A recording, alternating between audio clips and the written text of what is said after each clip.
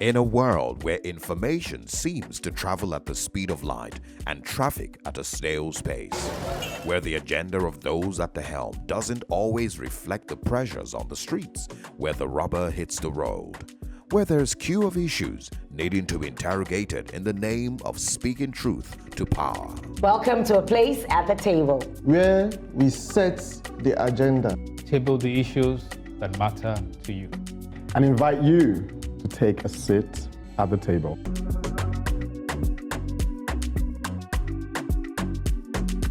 Kasongo ye Mumbari Nanga. Welcome to a place at the table, your one-stop shop for hot, topical, national and international gist. I'm talking about the high cost of education. What about you, Funke? I'm loving the Kasongo part. Ah, you love it, Abby. I love it. Well, I'm talking banana wars, 3 degrees, and jeans. You might say I'm giving you an overview of African news. You will be right. Welcome to the table. Thank you, Funke. Your title, Banana Wars, piqued my interest. Well, I'm saying it's time to look in the mirror and stop blaming the government. Why does that sound familiar? I'm holding government responsible for the vulgar display of wealth in the face of abject poverty. I'm talking about conspicuous consumption. Conspicuous consumption. That's interesting, yeah. CC, for sure. Anyway, I'm also flagging up some bad behavior by political elites. However, in my case, there's a silver lining. Should I do a spoiler? No. We'll wait. Okay, now you just have to wait. Whether at home or abroad, power is only effective if it's kept in check. That's where you and I come in, and it begins right here at the table.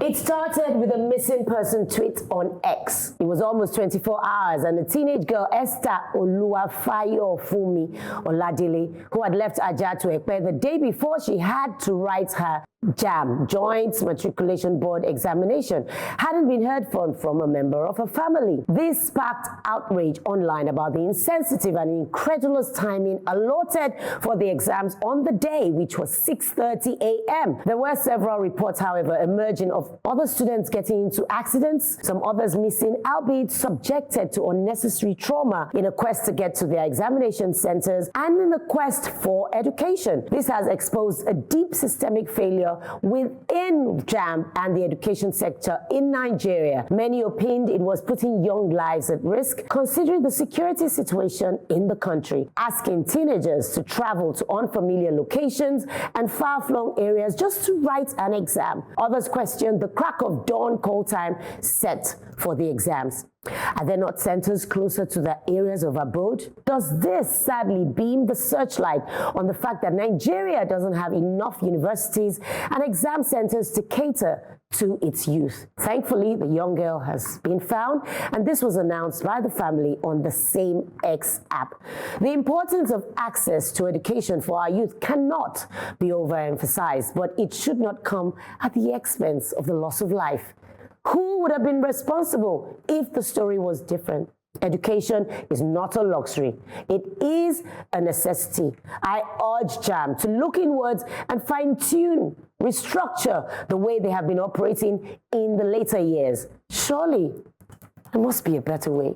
They definitely can do better to ensure that teenagers are not endangered just because they seek education. Yinka. Nice one, Kate, and thank you so much for drawing attention to this particular issue.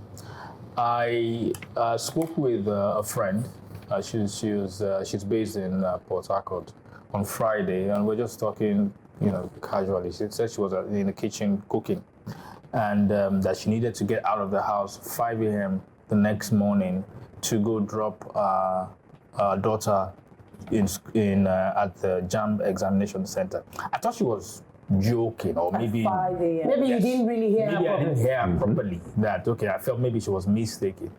But the next day, I was on X and I was reading tales of missing children people, some involved in accidents because they had to leave their house very early to get to the examination center. When I started to scroll through, I realized that it was because my understanding was that they needed to do some biometric verification by 6 a.m.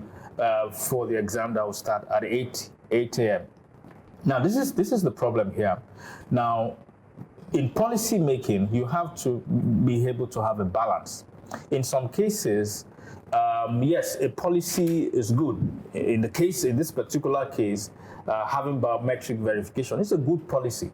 Because during the time we did JAMB, we had machineries that would go and write on the behalf of other people. But with the biometric verification, you eliminate. So it's a good policy.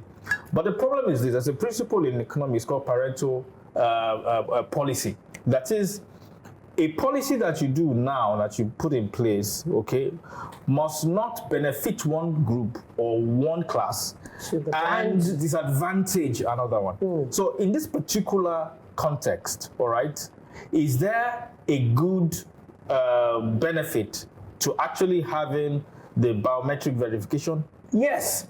But does it bring a disadvantage? The answer is yes.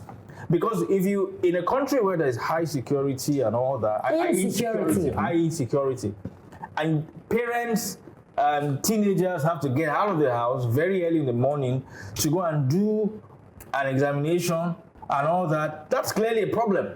Why can't you review that policy to make it easier and safer for these children to have this exam? So thank you for the advocacy. I hope that JAMB will listen to all the feedback and review this policy. They gave a weak kind of response online, but very weak and unnecessary. Yes, they said it's 6:30, not 6 a.m. Yes, Mr. Peter Obi did challenge them. I asked them what the difference was. Why they would do such a decision, and the handler said, I. For a government institution, that was very bad communication, and said 6:30 as if it makes any difference. We always have this defensive mechanism put up when government policy is challenged. I mean, people ask questions so that you can improve your systems, and feedback is very necessary. But we always just block our ears. Maybe it's hangover from the long years of military rule, but it's since 1999 we should have weaned ourselves off it. And it's very unfortunate that that's the best response we can get from JAMB. And the sad part is we also need to look at the admission process. How do you put a child's life, the child has only one opportunity to go to university in one calendar year. If they fail to take that biometric test, you have to wait till the next year. It's something we really need to pay attention to. But seriously, why can't universities just arrange their own entry examination? Why must it go? Why must it go to JAMB first? When is the university you want to go to? Sit their own exams that they set for you. I believe it's they want a unified. It's not unified. They want to eat money. Okay. Well, I mean, I hear you both, Yinka, Benga, and fantastic advocacy, Kate. Thank you. I think, again, it's because those in charge of these policies feel that they're insulated. They feel that I don't have any child here writing JAMB. Oh yes. You guys, so they feel insulated. They can't relate. They can't. They're too distant from the realities on ground. And if everyone is talking about it and you're using I in response, it just shows that you don't have the structure in place to respond as an organization. Yes. It shouldn't be the PR person responding on a personal note to a public institution. Yes. Yeah. So JAMB should really just sit down, listen to all these complaints, because really, if I have a daughter or a son going to write JAMB, I don't think I'm going to leave my house at 4:30. Because if you're writing at 6:30, you know that every other person will be running on the road to get there. Yeah. You will leave at 4:30, not 5, actually. And given the general insecurity in the land, it is insensitive of JAMB to fix an exam for teenagers, because largely the people writing the exams are teenagers. So you're just endangering their lives. Some of them will be taking public transport. That is not okay. Some of them don't even have the luxury or the privilege of having parents that would drive them. Yes, they have to go on their own. Andy. Well, Kate, you asked if you said there has to be a better way. Of course, there is a better way. Students and underprivileged in Nigeria are not meant to be comfortable. That is why we're having this. Because if you look at it, you asked if it's a hangover from the military, I don't know, but it's a culture of arrogance and lack of common sense. And this doesn't only happen with JAMB. Go to the airport, there's a presidential wing, VIP wing, and then for the masses. They know these things, that these things should be separated for people's comfort. But the underprivileged are not considered when it comes to this. Remember the immigration case where someone went to a stadium that had 24 gates and decided to use one gate and people died. Yes. Now you and go zero to consequences. You will go to an estate. Really? They will tell you we have the former minister responsible for that. Yeah, you will go to an estate. They will tell you, oh, we have 4 gates, but only one is open for security. What security? There's a reason why the architects or the engineers or the planners put 4 gates there. They will have 4 different access routes and different exit routes to make life easy. But no, common sense is completely, it must be hard. It must be hard. Because for me, it's just a culture of arrogance and a lack of common sense. All around. JAMB, do better. That's all I can say. When our youth are put in the position where they are literally dying for an education, we may as well kiss our future goodbye. A grim one there, Kate, and indeed we can only speak of a bright future where we catch the vision and make the necessary moves towards it. I'm taking on from where you left off with education.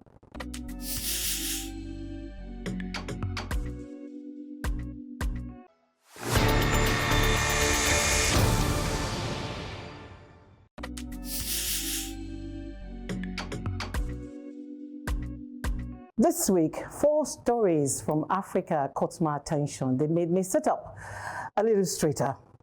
2 are about education. The other 2 are about trade. I will start with the education. Remember South Africa's #FeesMustFall movement back in 2015? It led to free tertiary education for low-income students. Well, it has spilled over to Namibia. The news is that the country's president, Nandi Ndaitwah, has declared tertiary education free. Her critics are up in arms, calling it vague, unworkable, and likely to favor students from low-income families. Still, Ndaitwah is standing firm. Remember that Namibia already offers free primary and secondary education. And just as I was getting excited about another report that Burkina Faso's President Ibrahim Traoré had also made education free, fact checkers at Dubawa, Ghana debunked the story, calling it fake news. And now to trade. The DG World Trade Organization, Nigeria's Dr. Ngozi Okonjo-Iweala, said 3 things that caught my attention. First, Africa is not trading enough with itself. Intra-Africa trade is just 16% to 20%, while our share of global trade is a tiny 3%, meaning we need to trade more with our neighbors.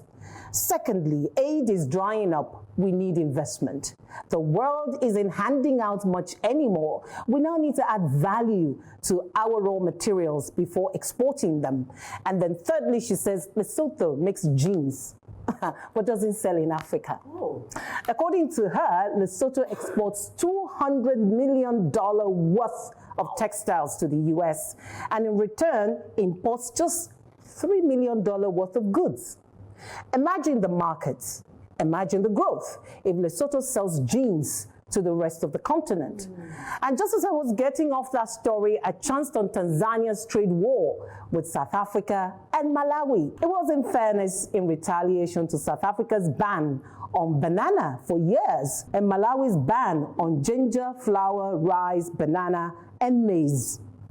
A tit for tat. But perhaps it's too early, but I've been searching and waiting for a statement from the African Union.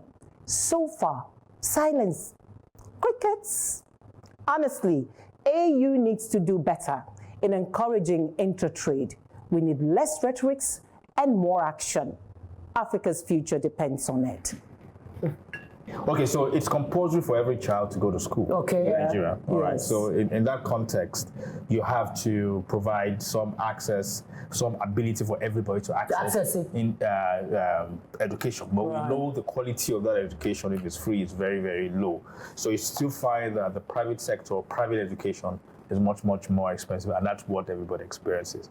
But I agree with you that, you know, we must fund education, or we must make sure that it's available at good quality for everybody, you know, no matter who you are. In terms of trade, I agree with you absolutely that, you know, Africa must learn to be a value-added continent. Today, what we do is that we export raw materials, or we just export. We don't add value to it. We just export, and that's it. And those same products come back to us. We added value, and they are a lot more expensive. Africa must trade within Africa. We discussed this at the table some time ago. We talked about when we're looking at this Trump tariff thing and the impact that it was going to have on us. That it's an opportunity, not a problem. All right, it's an opportunity for us to be able to look within us. All right, and make sure that we trade among ourselves using the Africa Continent Free Trade Agreement that's already in place. Lesotho, for instance, was the country that had the highest. I was just going to say the tariff from you. Yes. Was the highest in the entire list. Yes. About the almost 200 countries on that list, and you wonder how is Lesotho, you know, going to be able to balance its trade with the US. The only way it can do so is to look away from the US and look towards Africa. My final point is this: as to the banana wars, trade wars don't work. I don't know whether our leaders or our experts don't ever read. Trade wars don't work. All right, it will only lead to retaliation. It will only lead to some level of reciprocity, and at the end of the day, it will lead to corruption. So I hope our leaders in Africa are listening. You know, when we say these things, that if we really want Africa to develop, free trade is a must. Do we want free education or free quality education? And I'll tell you that education has become very expensive. Free and quality, do they go together? They should. It goes in other climes, so why not here? Now, education has become very expensive, and I'm not talking money-wise. There's a saying that says, if you think education is expensive, try ignorance. Now, go to our public schools. You will see glaring miseducation and ignorance. It's too expensive, and we are going to pay a high price We are paying for miseducating the youth. It hasn't even started. It's a ticking time bomb, because the volume of people coming out, interact with graduates from public schools, interact it's happening. with graduates from secondary schools, you know. Previously, a secondary school certificate holder was qualified to teach other students. That was how it was before people started going to universities and, you know, getting degrees, and now the bar was raised to have a degree first. But what are we producing now? So it's already very expensive, and we're going to pay a very heavy price if we don't invest. Now, I know it's good to hold the AU responsible. However, if you know the way it's structured, I don't think they have as much power as the sovereign states. The sovereign governments have to also take a lot of responsibility to create the enabling environment and policies that will, they still make up the AU. So if they are serious in their countries about trade within Africa, it will also reflect in the AU, and they can carry the weaker ones along. But we don't see any leadership from Okay, so now you're back to it. We don't see any leadership from African Union. Meanwhile, all of the states, nation states are there. So what's the forward line? What I meant that we don't see any leadership from the countries we expect to be stronger, the South Africans, the Nigerians. You get my point. Those ones are supposed to support and show leadership to the smaller economies, the Nigerians, the Chads, the Burkina Fasos. We don't see that leadership. The relevance of the African Union is at an all-time low, like it's totally ineffective. The opportunity cost of us not trading within ourselves is huge. try traveling within Africa first. You know you have to go to the north before you come down to the side, then you are going to the east. It is crazy that you can get to Europe or the US quicker than you can go to Namibia from here. It's cheaper to send things to Europe. You know, so how are we making it easy for us to connect? Because without connection, you can't trade. That's the issue. You can't trade. I mean, the image, this is going to come to you, Benga. The image of African Union that is in my head is of people sleeping while they're having meetings. They are sleeping. Check the videos. They are literally sleeping. Yeah. I mean, the African Union, they deserve the flags they're getting, but there are good things that are happening in the African Union too. And one of them is brilliant policy document on paper, the Africa Continental Free Trade Area We've been Agreement. speaking to that. We need real, yes. Move it from paper to reality. Exactly. You're not reinventing the wheel. The the Asian countries, Association of Southeast Asian Nations, Singapore, Malaysia, Thailand, Indonesia, they've done it. We've also seen the European Union, one big market and free movement of people and goods. So Africa. And we would, I mean, a lot of, I think of the 54 African nations, just about 2 haven't signed up to it. And I don't know why it's taking forever, because that will be the panacea to all these problems of development and intra-Africa trade. We'll be able to move and trade with one another, because it's ridiculous. We always shout African unity, we're always shouting African unity on social media, solidarity. I think beyond the heads of states just meeting, it's ridiculous that I, as a Nigerian, I went to Malawi 2 years ago. I went to Uganda last year. I need a visa as a Nigerian citizen. I went to Zambia last year. I need a visa. A Croatian. I was just back from Cote d'Ivoire. America, they don't need. Bosnia and Herzegovina, that has nothing to do with our skin color, history, has nothing. They stroll in and out of Africa. They might even just get a stamp at the airport. They will check you. So what's the point of shouting African unity? In Cote d'Ivoire, I had to be given a special permit to come in. Why? Because I Green didn't. passport. Yeah. Yes. I went in with the ECOWAS passport. Doesn't have, what is that thing? Biometrics. They almost sent me back. You can remember your COS advocacy. Is that what I'm saying? These people cannot be charging us for going to their countries when they stroll into Africa for free.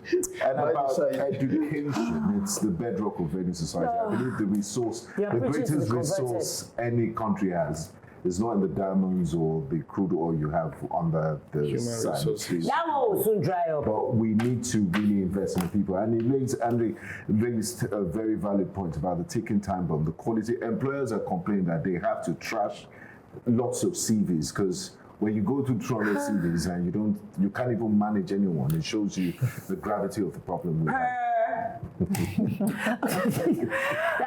Thank you guys. Here at the table, we don't just have those tough conversations, but we channel attention towards a call for action.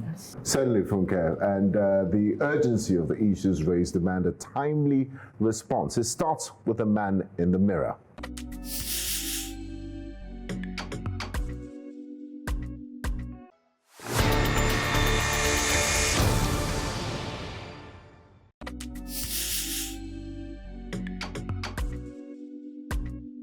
Nigerians, wow, we love to rant about corruption. We shout politicians are thieves, the government is useless.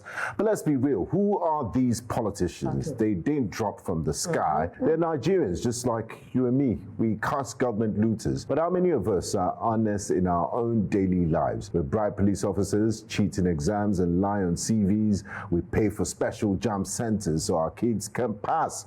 We jump queues, inflate invoices, and look for who we sabi to cut corners. But when a politician steals, we act shocked. Hypocrisy. Every year, $582 million is lost to petty bribery, not high-level fraud, just everyday Nigerians giving a gunja to speed up things. Ghost workers cost Nigeria over 200 billion naira annually. Salaries paid to people who don't even exist. In private companies, corruption is just as bad. Many businesses evade taxes, falsify financial records, and refuse to pay workers fair wages. So look at the oil sector. Fuel marketers manipulate prices. Filling stations manipulate their pumps by making adjustments to the metering systems. And transporters inflate fares whenever they feel like. Even when it rains, there's automatic inflation. And our roads, how many drivers obey traffic laws? We run red lights, drive against traffic, and block junctions just because, you know, it's the Niger way. And then election season comes. We cry, we need change. But when politicians share 5,000 naira rice t-shirts, we collect with a smile and vote for them. 4 years later, we act surprised when the hospitals are still death traps and the roads are still bad. Who is really fooling who? But wait, who has time to even care? We're too busy consuming social media, gossip, and celebrity drama. We ignore pressing national issues while engaging in meaningless conversations. Talk about priorities. Ah, yes, the righteous Nigerian, always the victim, never the villain. The politicians are the problem and not the bribes we pay, the laws we break, or the shortcuts we take. Surely corruption starts and ends in Aso Rock, while the rest of us are just innocent bystanders. What a convenient lie. Like Faust said, everybody is a hypocrite. Do you agree with that? Absolutely. Absolutely. I mean, and this reminds me of one of my very first advocacies at the table, titled Dysfunction Nigeria Limited. I don't know if you remember that, where I highlighted, that's over a year. you know, this you know, dilemmas that we face. There's no easy way to say this than the fact that if we are going to make a better Nigeria, it has to start with Nigerians. And it's not Nigerians outsourcing the blame to somebody else, because we're good at outsourcing the blame. It is not my fault, it's the fault of the government official, it's not my fault as the husband, it's the fault of my wife, it's not my fault, we are good at outsourcing. But it has to start first with us admitting that we as Nigerians, we are the problem. And how do we make things better? Because the way it is right now is that Nigerians have a way of being able to remove themselves from the dysfunction. I was having a conversation with a lady once, and she was telling me about how she got this COVID certificate. You know, there was a time that She paid for it. she didn't take the She didn't vaccine. take it. Yeah. You know, and then she said, "Oh, somebody introduced me that I could just pay for it. And then and then when she did it, she went. You know, there's a place you could go and check, which was online database. It was there. It was there. It was there. So she also quickly informed family members and all that. They should all go and do it. You know, because the And woman mass. who was doing that, the local government was collecting 5,000 from them, and she was saying it matter of, you know, she wasn't Matter of factly. you know, trying to hide. She was not perturbed. You know, and I remember a previous conversation that I had with this particular fellow about the election, and she was like, at that time, the current president, there was this issue about how old is he, how old is not. How do you see yourself doing exactly the same thing, but in a small? He said, no, my own is not. My own is not. I mean, I needed it. That's why but my own is not that. And that's how we as Nigerians were able to kind of separate our dysfunction, because we think it's at the smaller level, but it's all the small things put together that creates this monster of dysfunction that we call Nigeria today. I end again the question I always ask: can you change Nigeria without changing the Nigeria? It starts from the family unit. I like what you said. They're not ghosts, and neither did they drop off from the sky. They're within us. It is from the family unit, the values that you place on your female child and male child, and the things that you teach them. You saw, I'm sure everybody saw the video of a lady that was praying for a baby that was just born and saying that she will give the child a pen so that you'll be able to look at it. And the parents were there. Saying amen. And saying Not amen. only the parents. No, I mean, it's your child. Yeah. For you received it, and everybody echoed for you. So that's it now. That's the family already accepting that this child, this is the way you are going to go. Will be a mother. Have we of always option. been this bad? No, I don't think it's been this bad. I've lived all my life in Nigeria. I never lived abroad for a day. It wasn't this bad. Maybe it was there and we were not really focusing, but it wasn't this bad. Now things are beyond repair. I say it boldly. How do you pray for your child to succeed in Yahoo? Benga. You also said pressing national issues. Those are burdens. They're heavy to carry. You know, gossip and banter, cho is easier. You're telling them to talk about national issues. It's heavy. It keeps them shoulder pain and headache. To even put things together. No. Let's watch Big Brother. Let's go to TikTok and shake our bubble. It's a lot easier. But then when we go out there to do whatever business we do or interact with people, we find roadblocks and we see the situation where it has led us to. So it's us, it is the people. I'm not talking about Aso Rock or the governor or whoever. It starts from the home. Then we take it up from there.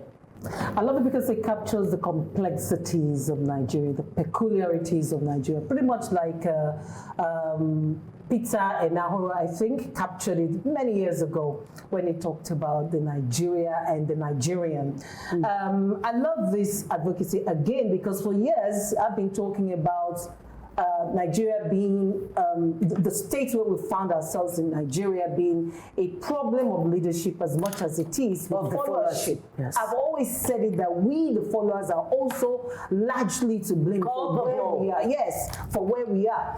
And I like this also because it speaks to a lot of WhatsApp analysts. Because you go a typical Nigerian WhatsApp group, we have a lot of righteous people there. They never see anything wrong and anything good in any government. Buhari, Abacha, Obasanjo, none is good, but they are righteous. They never blame themselves, And then again, Nigeria is that country where, I'll describe it, a country where that thrives on do you know who I am and do you know who I know. Big manners. Those two actually keeps Nigeria running. Do you know who I am? Do you know who I know? If you're not working on these two, I'm sorry, you are the dregs. Sure. So until we conquer that and begin to, and I know that Andy is going to speak to that, and we begin to appreciate people for who they are, we begin to allot problems to us because most of the things we see are the things that we permit. Sure. In each other. We see it and we don't hold each other accountable. Why you go do that kind of thing? Do you know who I am? Do you know who I am? I don't know how you knew what I was talking about. Well, for me, I totally disagree. Saying that people get the leaders they deserve is true, but not that the leaders should be like the people. Because when there's a need and there's a gap, it should spring up somebody different. Now, there's a saying that says, strike the shepherd, and the sheep will scatter. It's simply a failure of leadership. Humans are the same everywhere. There is no crime happening in Nigeria that is not happening in every other country in the world. But it's the scale. When people see a loophole, they are going to take it. It's good to teach morals, but it has to start with the leadership.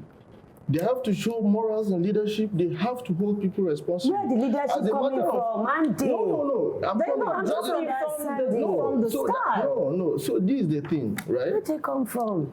Blaming a Nigerian who breaks the law and gets away with it is blaming the victim. That guy is a victim. The leader has to ensure that you don't get away with it.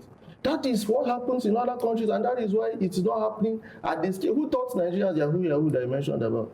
When did Nigerians know about Yahoo? Even before we started knowing internet, Yahoo was already there. But the scale is not like here because the system has been able to churn up leaders that should be different from the people. We have to rant about corruption. So it's one of them. So who are the people doing the corruption? This is the thing. You cannot say that everybody in Nigeria, I know it's a general statement. Critical right? mass of Nigerians. No, but you see, this is the thing. A reflection of their government. No, this is the thing. You are talking about anecdotal evidence based on the people you know and the things you've heard. We can only see that evidence. I mean, it's if garbage. people have been It's convicted. logic. It's garbage in, garbage out. No, so the thing is this, right? Andy, where are the leaders coming from? I'm waiting for Andy We to have seen countries. land. Where are they coming from? Where did the Chinese leaders that I'm changed not China about come the from? Nigerian leaders. Where are they from? Where did Chinese leaders come from? That Where organized are China. our leaders and coming oranges. from? You're talking about China. Those ones are doing their own. Where are our leaders? So that's what you guys talking about. That's what I'm asking. Yeah. That when we had a country like Burkina Faso where everybody was doing anyhow, where did the Thomas Sankara come from? Where did Chamamao You come have from? gone outside. Where did Lee Kuan Yew come I don't from? They understand. came to change. They are from a bad system, but they came to change that bad system. I don't agree don't that understand. we don't have I don't people in understand. I here. don't Is understand. this same you that I don't talks about understand the He heroes was past? fast. Yes. He was fast. I mentioned people like IBB, Yeah. Obasanjo, Yeah. as heroes past. Yes. Okay, so in your own books, there are heroes to be modeled after. Yes, if you go and look at what those guys have done to this country, you will see. Did they produce Nigeria Of our dreams. During their time, were these things happening like this? I mean, when did No. During their time. No, it just started this year. Boko Haram started under IBB or Obasanjo. who institutionalized corruption in Nigeria? What do you mean by institutionalized corruption? The answer is IBB. The hypocrite complains about the wrong that others are doing, when the truth is the problem is staring them in the face. Hypocrisy, greed, and lies make very cozy bedfellows. It's time to disrupt the harmony.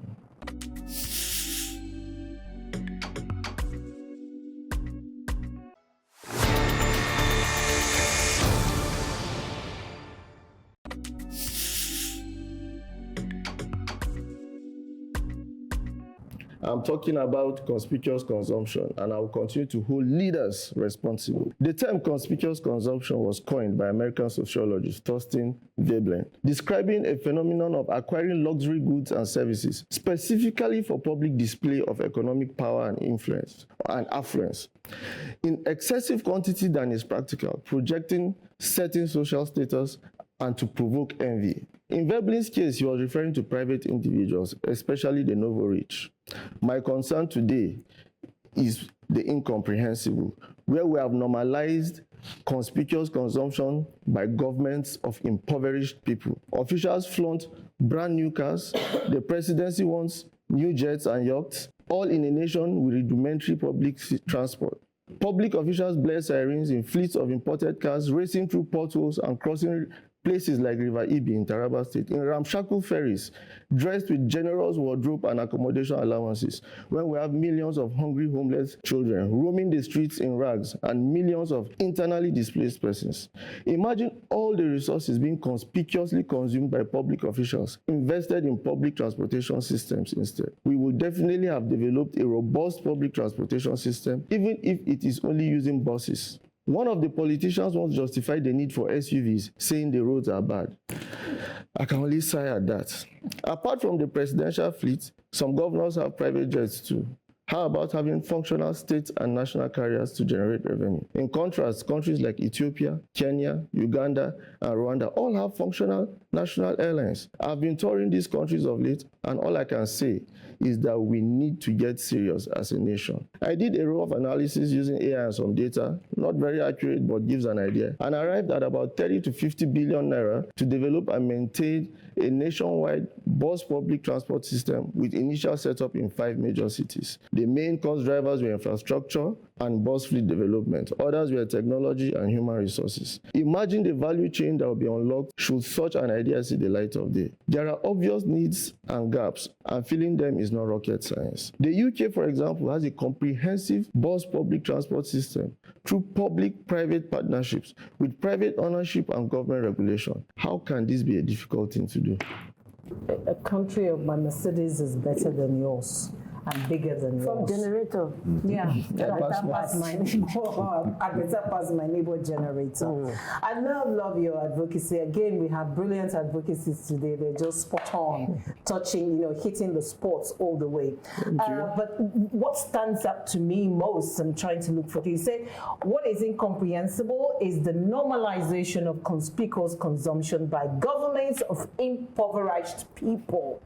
And that speaks a lot about the thinking of the ruling class in Nigeria and the wanton display of money and affluence and wealth by even the middle class. So it's not just the upper class, even the middle class. I'm glad you mentioned that. Even the middle class. And how we've normalized it in such a way that we've put pressure on a lot of people, especially our youths. They now want to do something quick, so the get-rich-quick syndrome. We're talking about it in the car. Yes, the get-rich-quick syndrome is there for our Gen Zs. They don't want to wait. No patience. Again, we're talking about patience. No patience. They just want to, jump into this. But No. again, it comes back to you, and Dave, what we were saying about Benga's advocacy. You see, you put the blame on the ruling class. You've talked about politicians going, Am I driving fleet of cars? That's not followership, right?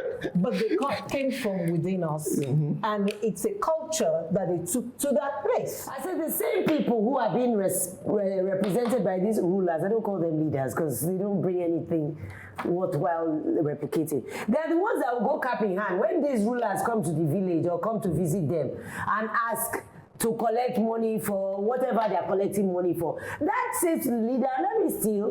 When I come, I give you. You will leave me alone. So that's the thing. And they put themselves in a position where they are okay, accepting of crumbs when the bakery is their own. But they are willing to let them shave the crumbs and give them. The bakery is yours. And you are saying, no, baker, just give me small. When the bakery is yours. The bakery is yours. Yes, super. Yes, please, that's all I gotta say. It's more philosophical. Let's think.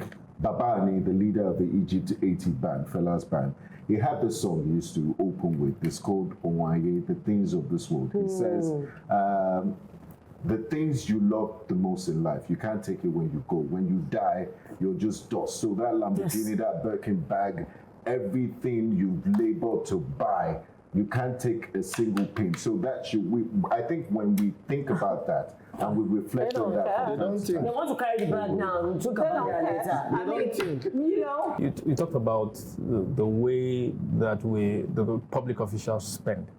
And the way you know they spend is the things that you see them buy, private jets, cars, and all that. First class tickets. So let me start by talking about that. For instance, Nigeria has an auto policy that is heavy on local assembly or local production of vehicles, and also EVs and stuff like that, CNG initiative.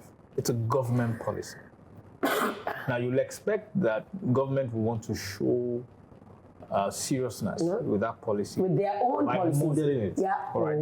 Yeah. So if this public sector, are the ones insisting that no public official or no public expenditure for automobile will be done for imported vehicles, but for Local. vehicles Assembled locally, you'll find out that all other players will take notice. Yes. But today, the biggest customer of imported vehicles in Nigeria is the public sector.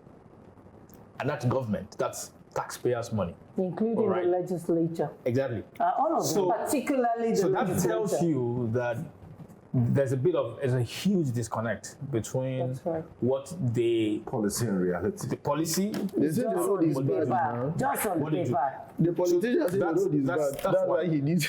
That's one angle. You look at the budget and then look at how much we allocate for overheads. Okay, salaries and stuff like that.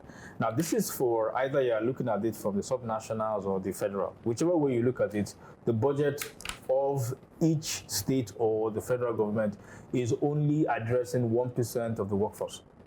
because when you think about it, How many people is it going to impact? Okay, so when you look at overheads and you see how much they are spending for the structure, the bureaucratic structure of the government itself, it's a lot. you get to the point where you say this is not sustainable. Yeah.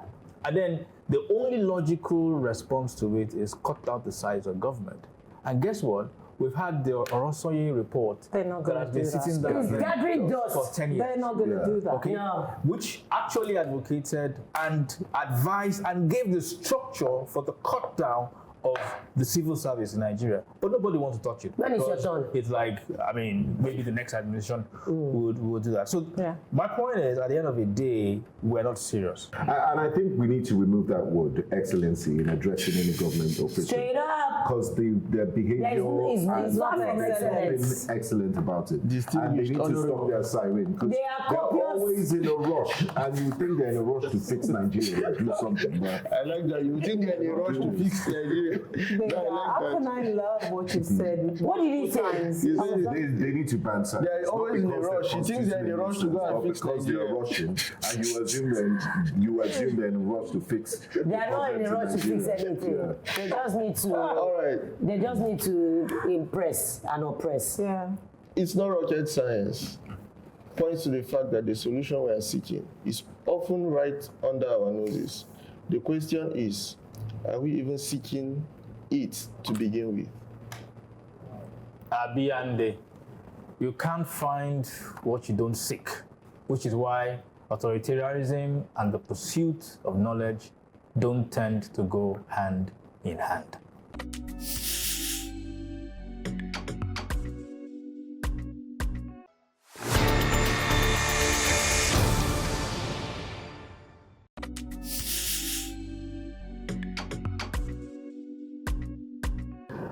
Authoritarian regimes have one thing in common. They go after universities. Throughout history, dictators have targeted universities as part of their effort to consolidate power and control societies. Universities are by nature centers of critical thinking, independent research, and the formation of new ideas, which often pose a threat to authoritarian rule. The Nazi regime systematically purged Jewish influence from German universities in an attempt to install their ideas of Aryan superiority. Jewish scholars like Albert Einstein fled for their lives. The Soviet Union under Stalin ensured that academic disciplines, especially in the social sciences, were heavily influenced by Marxist-Leninist ideology. Dissent was not tolerated, and the appointments of faculty and administrators were politically driven. In Augusto Pinochet's Chile, entire faculties were dismantled and funding cuts, which disproportionately impacted the less privileged, were put in place. Iran's Ayatollah Khomeini's Cultural Revolution purged faculty and students deemed to be promoting Western and secular ideas. The curriculum was Islamized, and religious criteria played a significant role in admissions and hiring. In Hungary, Viktor Orban's government has taken steps to exert control over universities, including the controversial closure of the Central European University and increasing political influence over appointments and curriculum. The attempt by the Trump administration to dictate to Harvard what they should teach, who they hire, and how students are admitted and disciplined is a hallmark of an authoritarian regime's MO to curb dissent and impose his own ideology on academic institutions. But there's a silver lining. Harvard fought back. They resisted the imposition, refused to bend the knee, and took their case to the court of public opinion and also the court of justice. Their courage has made other universities to align and take a stand. Therein lies the template to defeat authoritarianism. Instead of bowing to the bully, stand up for your values. Take a stand, band together, and resist. To the likes of Meta, Google, Amazon, Target, and even the United Nations, who shut down DEI initiatives under threats of retribution from Trump, this is how you fight back, unless you never believed in those principles in the first place. I stand. Okay. I stand for you. Come on now. Look, Stand small. the breadth of the examples you gave me goosebumps. I'm going to spotlight them. You talked about Germany, Chile, Soviet Union, Iran, Hungary, to make a point about the US and the authoritarian president that they have now. I mean, it's just brilliant. Brilliant. And I like the end of it, where you talked about when you hit at, you actually called out Meta, Google, Amazon, tagging all of them for lining up behind the president to stop the aid. Yeah. I mean, this is how a point is made. I totally love it. Let me recover from there. Thank I'll you. come back. Yeah, so I must say brilliant examples as well, Inka, but we forgot to add Nigerian. We removed history. Added to our poor quality education. They now decided to Nah. authoritatively, authoritarianly remove history from the curriculum. What for? And We you didn't see, fight back. this is We didn't. but this is to show you how important leadership is. This is the United States. We all said had systems and institutions that nothing can shake them, can touch them. One leader, we can see the ripple effect. Even Harvard, that has taken the case to court and is trying to put up a resistance, have to do some negotiation. They've changed their DEI to campus life and something, I think just yesterday. Not dismantling the program, but at least renaming it to at least maybe So find the align middle. with You know, so this is what leadership or lack of it or bad leadership can get you. You rest your case. They say fortune favors the brave. Courage favors the brave. That's what I want to say. You have to, sometimes in the midst of, how do I say it? You have to stand up for yourself, no matter the cost to you, because somehow you have to believe that you are No matter the cost. No matter the cost, because we count the cost too much. No matter the cost, because at the end of the day, what will you say to yourself? Within yourself, even if you fail at the end of the day, you will have a joy on the inside of you that you stood and you spoke up. And that you were not bending the knee. I like for it. something. Stand for something. Stand even if everybody is on the other side. Stand and maintain that stance until you get to where you're going. I mean, people that have come all through the line, down history, who have fought for things, Martin Luther King, Rosa Parks, they all stood for something. Rosa said, I'm not getting down this bus. One woman, and look at how it has spiraled. You have to stand for They something. stood and died for it. As definitely you have to said, stand for unless you don't believe in it in the first place. The universities are called the ivory towers for a reason, for good reason. It's the center of intellectual pursuit. If the entire society is acting crazy, that's where you see sanity. Where change will come. Where change will come from.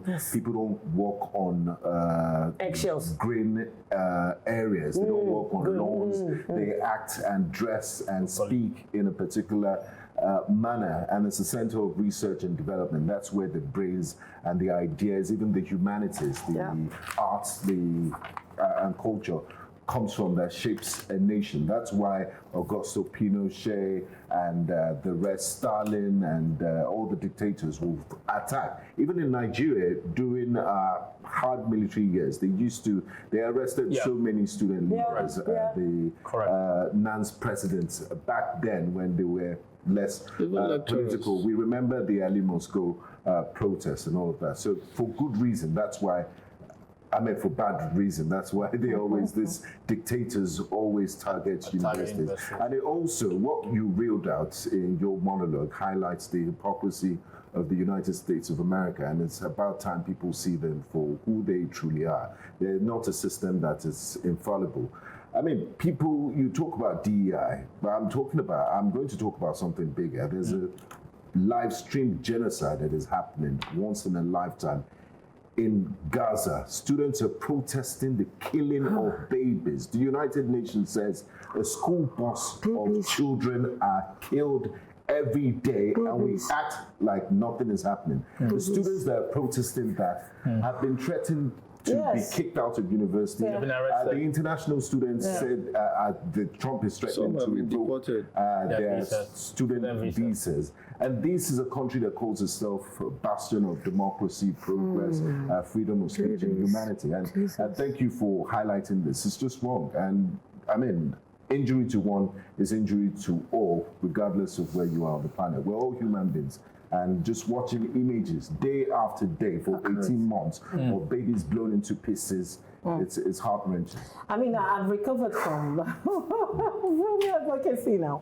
I think what Trump is trying to do is to attempt the intellectual capture of the country. Because once you capture, Harvard is like the peak. So once you capture Harvard, you've captured the intellectual base of the people. You've captured the university system in the US. And yes, the vindictiveness of the Trump administration, how they're going one after the other. I mean, one after the other. They're going for individuals who took part in protests, for Palestine across the nation. It's amazing, like incredible, like it really can come to this petty level and start evicting people, from the country. We don't even know, you and me, you see this, they're going to target us as well. In his rally yesterday, he said going to Harvard doesn't mean anything anymore. Didn't you hear his rally of his first 100 days in office? Andy says it's not rocket science. Kate says it falls to you and I to keep the authorities in check. It does. Funke says less rhetoric and more action. And Benga holds up the mirror to all of us. Our time is up, but the conversation continues. So ensure you're part of it. Till next time, it's goodbye from all of us. That's so cool.